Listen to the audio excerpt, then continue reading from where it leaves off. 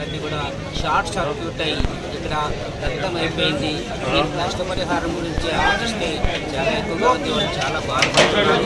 కానీ దాదాపు 4-5 లక్షల వరకు కూడా నష్టం వాటిల్ని వాళ్ళు ఎంతో బాధపడి జీవనానికి చాలా ఇబ్బంది కలిగి ఇదంతా కూడా వాళ్ళు బాధపడుతూ చెప్తున్నటువంటి మాటలు.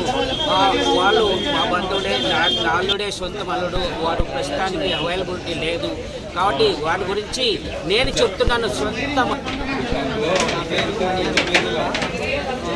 జనరల్ స్టోర్ పక్కన హెయిర్ స్టైల్లో దాని నుంచి చాలా నష్టం.